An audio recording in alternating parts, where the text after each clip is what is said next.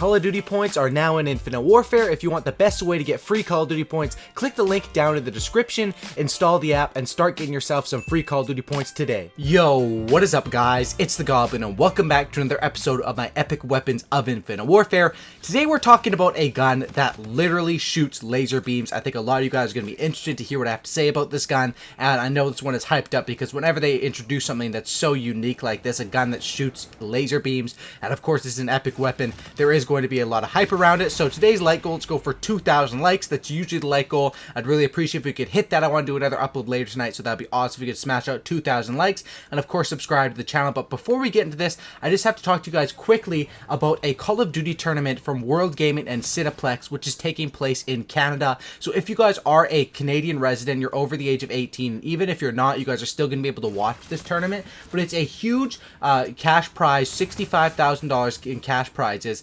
tournament being held in Canada. Winning team gets 20,000 Canadian and an all expense paid trip to 2017 CW Anaheim Open, which I believe I'm going to be attending. I usually attend MLG Anaheim every year. Basically, you can qualify online right now. There's going to be online qualifiers, and then the actual games take place in the movie theaters all across Canada. So if you guys are Canadian, definitely go down to those links in the description. You guys can find a team to play with, or you can register with your team you already have. All links for that will be down in the description. And of course, the finals are going to be played at the Scotiabank Theatre in Toronto, and everyone who makes it to the finals gets their trip paid for, and it's going to be streamed on Twitch as well, I believe, which I'll have more info on that later. But if you guys are Canadian, you're interested in this tournament, check it out, link down in the description. Let's get right into this thing. So the ERAD CYCLOPEAN, I think I'm saying that right. I don't know if that's exactly how you say it, but I'm going to say CYCLOPEAN. It does sound kind of weird, but I don't really care. That's how I'm going to say it. This gun, let's throw it up on the screen right now. What this thing is it is an epic weapon, of course, and it gives you particle beam, which releases a concentrated beam of energy, and then focus, which reduced idle sway while aiming down sights. Now, for focus, reduced idle sway while aiming down sights, to me, that literally does not matter at all. The only time that would matter is maybe on, like, you know, an LMG or definitely a sniper rifle where you're hard scoping a position for a long time. With an SMG, you're in and out. You're quick draw, aiming down sights for maybe, you know, I never really aim down sights longer for a second or two with this gun. Aim down sights, spray someone down, then unaim down sights, and that's basically how it works. So I don't really think that focus helps out a lot. It's sort of just something they throw on there. But of course, the main thing is particle beam, which releases a concentrated beam of energy. It turns this weapon from shooting bullets, which it does shoot energy bullets, which like half the guns in this game are energy guns, the other half shoot normal bullets, but this one turns it into something that shoots literally a solar beam from Pokemon. This thing is crazy. You guys can see it in this gameplay. Now, the thing that it changes about this gun is, of course, it changes how the bullets interact, but it also doesn't allow you to use a silencer on this gun when you have this beam. I guess a silenced energy beam doesn't really make any sense. So how this works is essentially you're shooting that beam, and the beam does come out quick. It is very accurate at long range. It is very accurate with the hip fire, and there's definitely pros and cons to this thing. Overall, I don't think it is as good as the normal ERAD. The normal ERAD is one of the best SMGs in the game.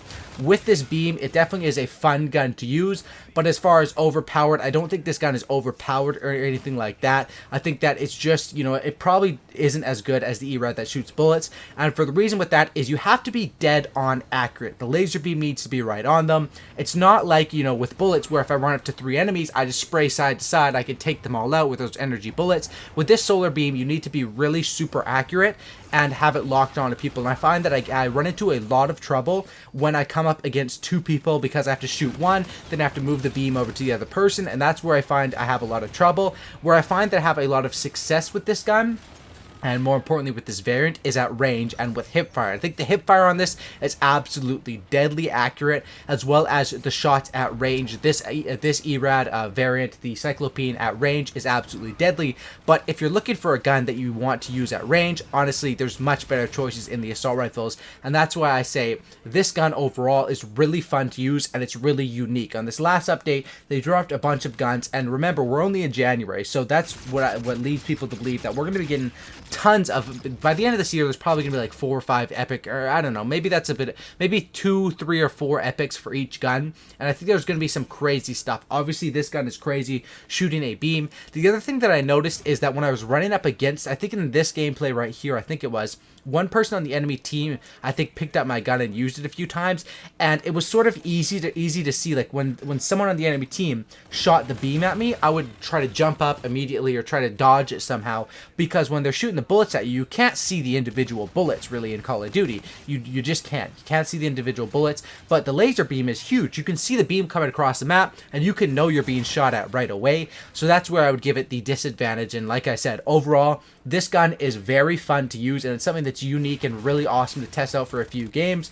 But as far as overall, it does not buff up the ERAD. The ERAD is a lot stronger just using, you know, the other epic variant of the ERAD or any other variants where you're shooting normal energy bullets. And I would say the ERAD as well as the MACTAV 45 are still probably the best SMGs after this patch. I need to do a little bit more testing there, but this gun definitely is deadly. Now, is this gun worth the 4,000 salvage? Honestly, no, it's not worth the 4,000 salvage because it's not that good of a gun.